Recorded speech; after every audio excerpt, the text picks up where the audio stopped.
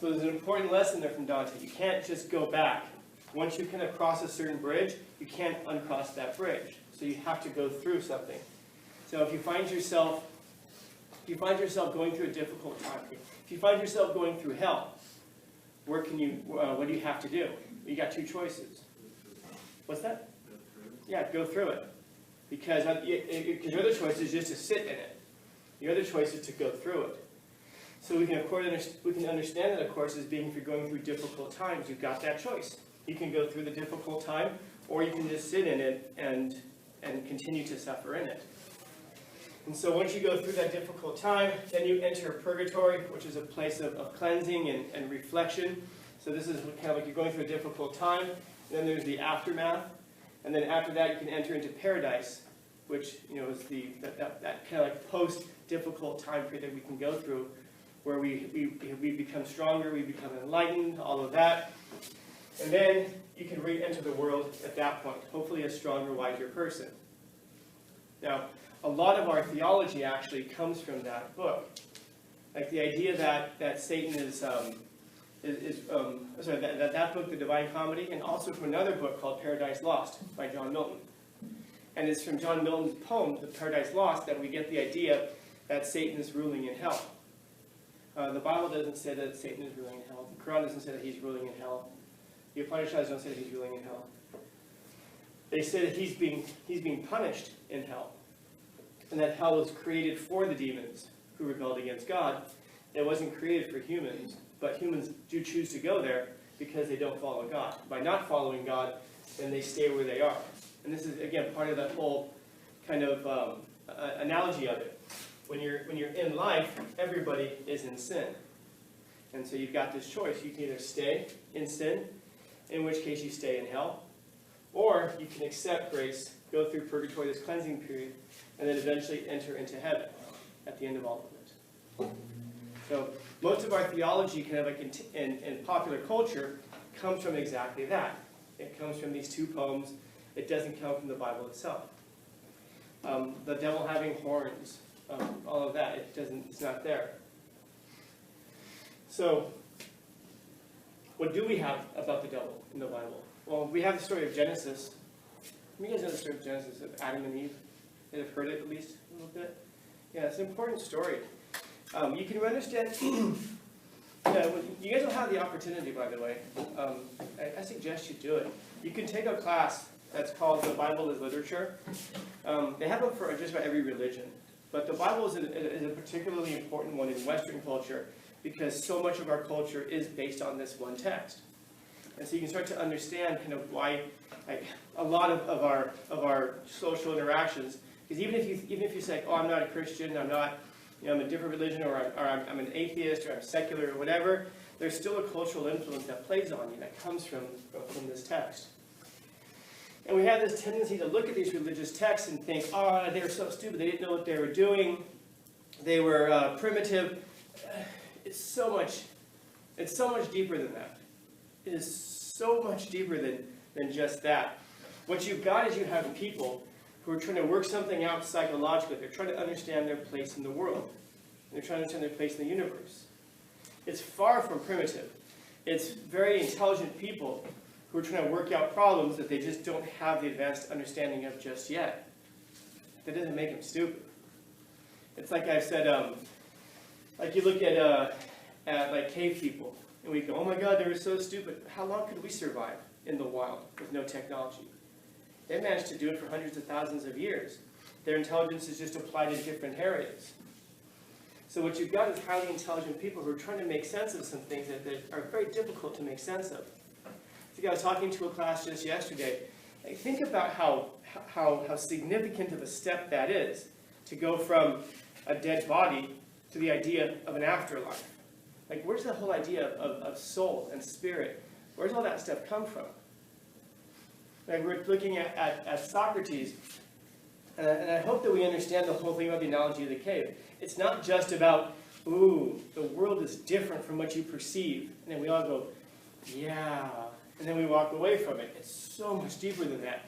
If what Socrates is saying is true, that to think that we know things that we should not know, And that we know, and the explanation for how we know those things proves that there's such a thing as an immortal soul. That's not a small step. And we'll get hung up on that and be like, oh my God, why could you disprove it? Show me where Socrates is wrong. Show me how what he says is incorrect. Because it's not a small step, and it's an important step. And so think about how it is that we go from this idea of a spirit or a soul. How do you invent something like that? How do you come up with that idea? It's an incredibly complex idea. The idea of sacrifice, the idea of sacrifice is so incredibly sophisticated. The idea that I can take something that's important to me today, that I could use today, that would make my life better today, and postpone it or give it up entirely for the hope of a better tomorrow.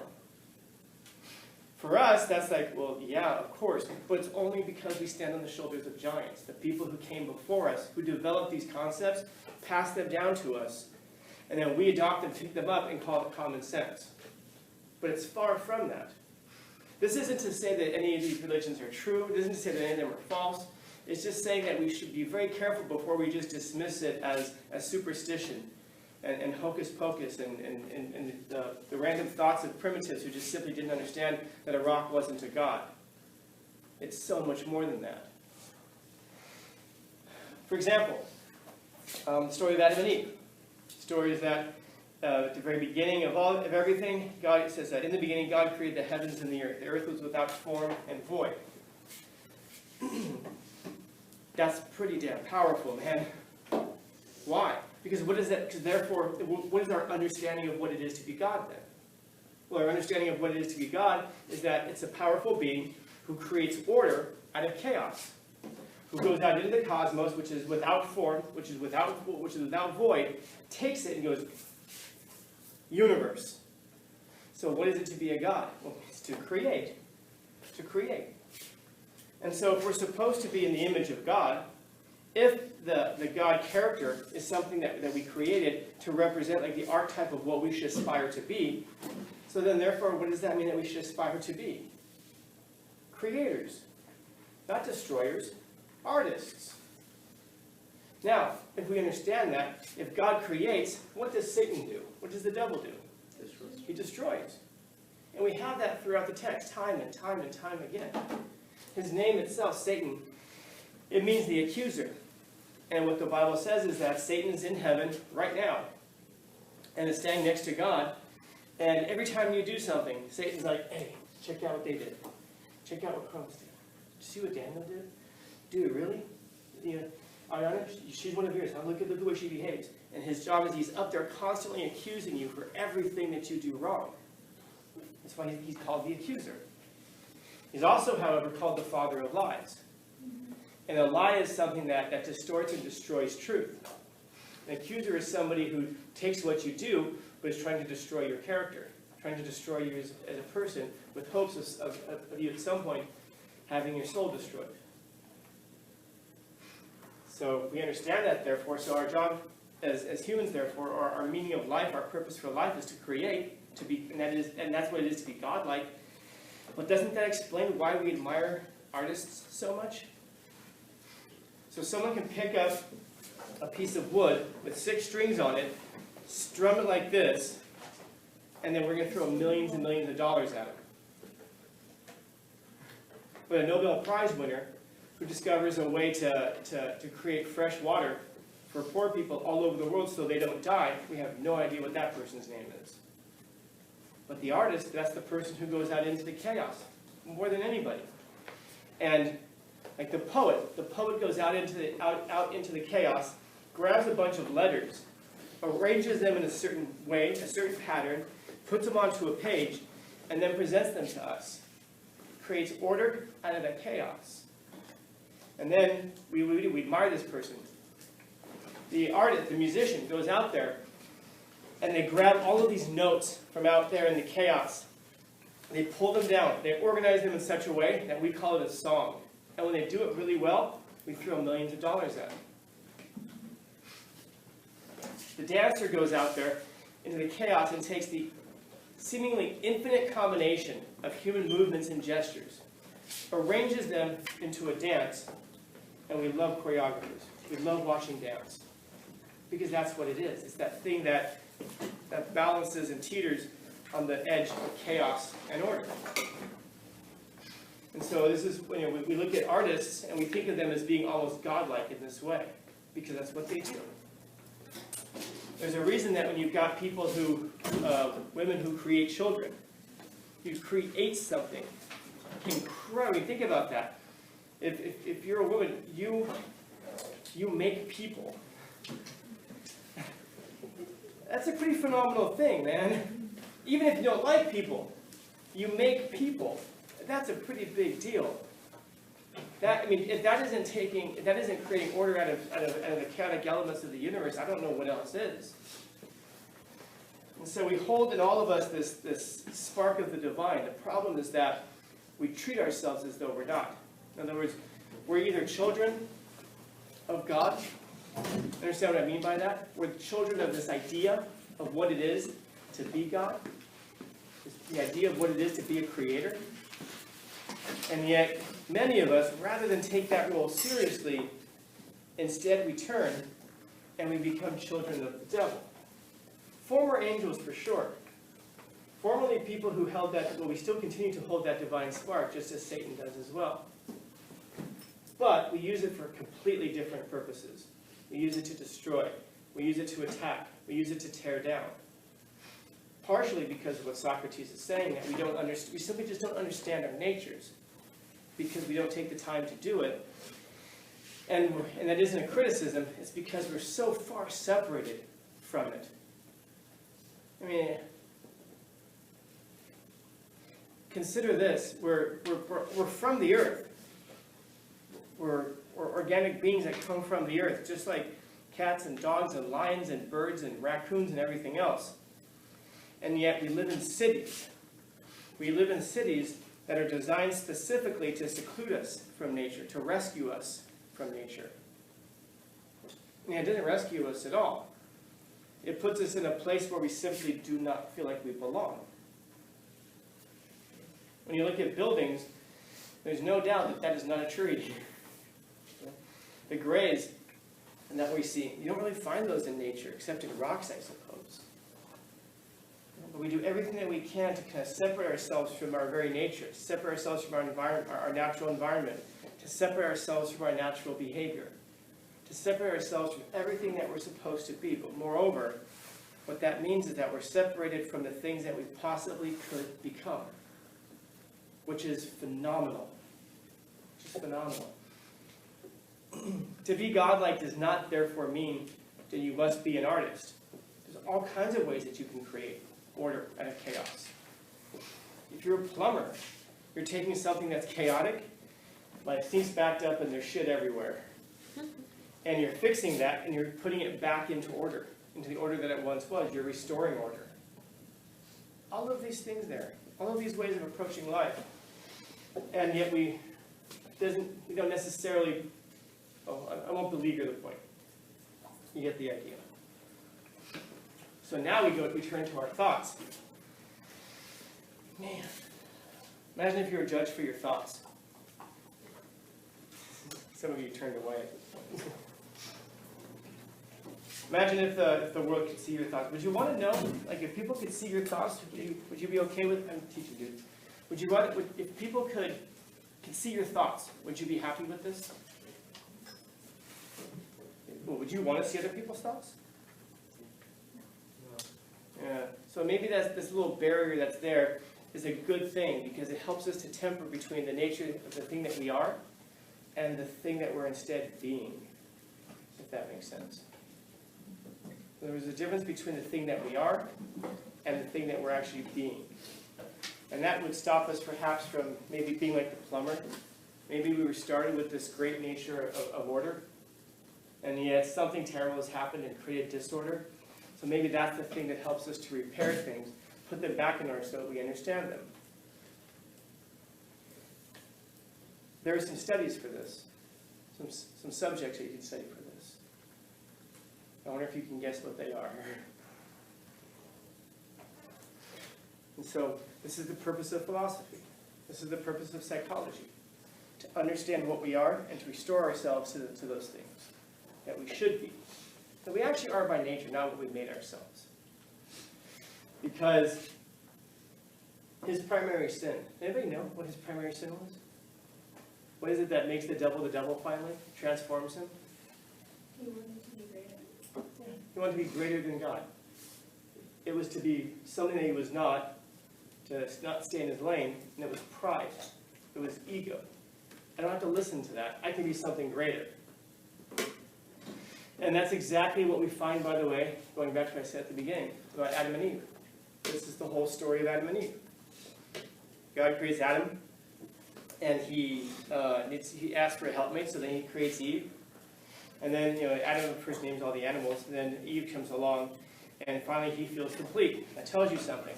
There's a completeness that's happening there. You have Adam and Eve. Adam leaves Eve alone, and one day she's wandering around the garden. And by the way, they got one command. What's the one thing they're not supposed to do in the garden? Don't eat an apple. Oh, yeah, which fruit is it? Does anybody know? Apple. Yeah. You're going back to your Milton and your Dante. The fruit is the tree of the knowledge of good and evil. It's the tree of the knowledge of good and evil. And so God says you can have anything you want, just not that one thing. Yeah. There's a snake involved, right? Yeah, and then the snake shows up. By the way, the snake's got legs. Huh? Yeah, it's a little known thing. He's got legs. And so Eve's just walking around, and then the serpent goes to her and says, and by the way, the idea that the serpent is Satan is a very Christian part of it. In Judaism, it's not necessarily Satan, it's a serpent. But the serpent goes to Eve and asks her, so, God said you can eat of any fruit, huh?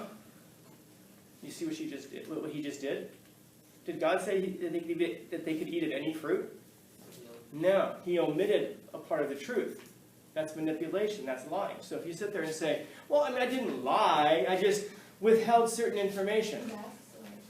And the piece of information that the serpent withheld was intended to change the course of all of humanity. So that tells you something about the psychological significance. What it is that these people were trying to work out in their heads. Whether you believe the story is true or not is immaterial to what I'm talking about. It's that this is a story that's designed to help us understand some things about the nature of life in the universe. And so, he goes to her and says, so God said you can eat of any fruit, huh? Eve is sharp. She corrects him. No. God said that we could eat of any fruit except for that one. Satan goes, Did God really say that, though?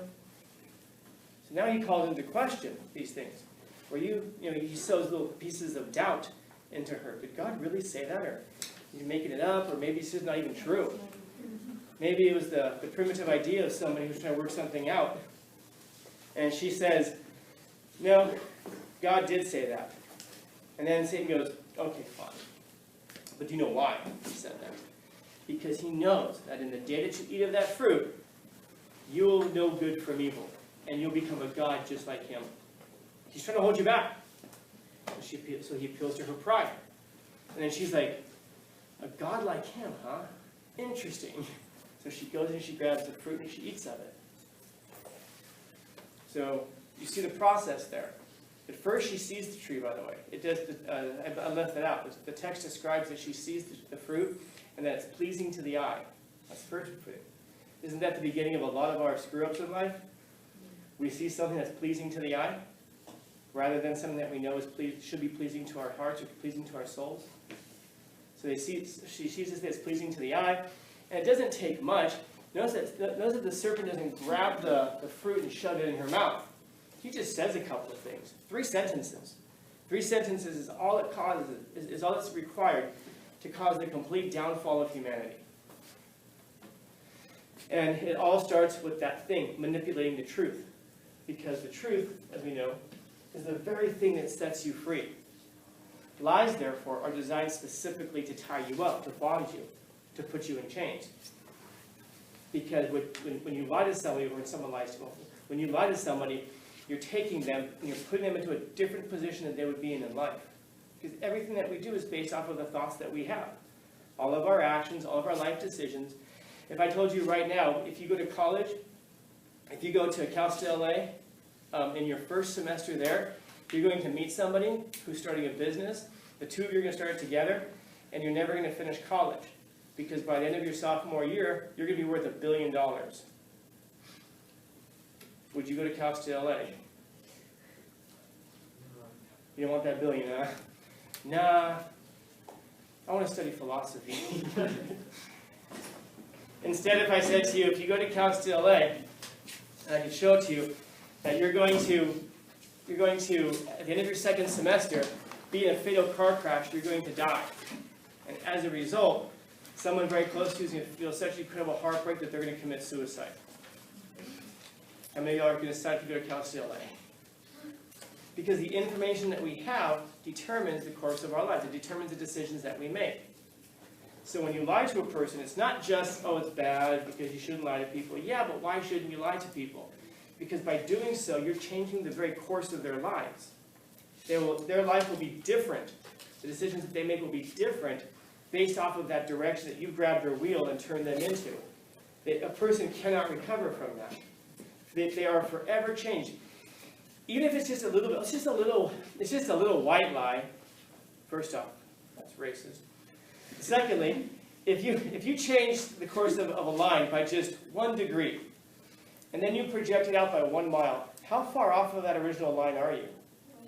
Yeah, way off. So that one little lie to a person changes their life, even just a tiny bit. It changes how that person's life is going to go.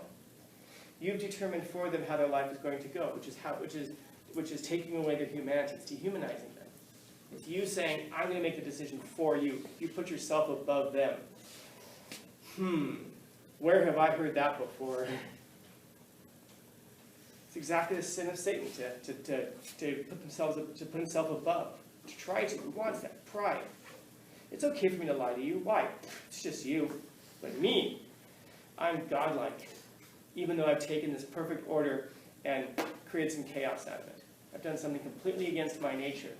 So it isn't, by the way, just that you dehumanize the other person, you dehumanize yourself as well. The person who tells the lies. We just don't see it this way. So he asks her, so he says to her, if you eat of that fruit, you're going to be a god like him. So she eats of it. And immediately, she does become god-like. He never says you're going to be a god. He says you're going to become god-like. And what is part of being God? So what is part of being god-like? To understand the nature of good and evil. So now how is it that she understands evil? Because now she understands the sin of Satan, rebellion. To live contrary to your nature. So now she knows it because she's experienced it. It's a trick. It's like if the devil comes to you and says, oh, you can have 1 wish. You sell your soul to me, I'll give you 1 wish. So you think you're smart. And you're like, all right, 1 wish. And he says, yeah, but when you die, I get your soul. So you're like, okay, Satan, give me eternal life. And you're so smart. He's like, okay, you got it. And then he sets you up to take the fall for a murder. Life imprisonment, no possibility of parole. He wins ultimately. Because you can't make a deal with someone like that. The guy's a liar. The guy comes, he's like, oh yeah, I'm the father of all lies. But you can trust me. Oh, okay. So then Eve, once she discovers this nature of good and evil, what does she do? She goes to Adam. And Adam's like, what did you do? And she's like, I ate of this stuff. And he's like, you're not supposed to do that. Oh, but it's really tasty. Would you like some? And then we learn something important about Adam. Men do dumb stuff for women. I was just reading this article a few days ago about this. She was a former teacher. And the article is not real clear about something, but essentially, she got really into devil worship. And so apparently she recruited some of her former students. They weren't even her students, they were former students of hers from this community center. And she got them to participate in satanic rituals with her. They were like slicing up, drinking blood and all kinds of stuff like that. And I want to say there were 7 or 8 of the teenagers. They all had something in common. Guess what it was?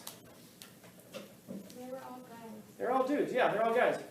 And I'm like, I'm smarter. I'm relatively sharp. So I go, highlight the teacher's name, do a quick search. She's cute. Oh, so that tells you that dudes will follow a woman to worship Satan if she's cute enough. Because we do dumb stuff like this. Would you? Oh yeah. What? Would you? Worship Satan? For No. one. I've done some dumb stuff. Oh yeah. Any guy who says he's never done dumb stuff for a girl is lying. Or not straight. Those are your two options. We all do dumb stuff, man. Yeah.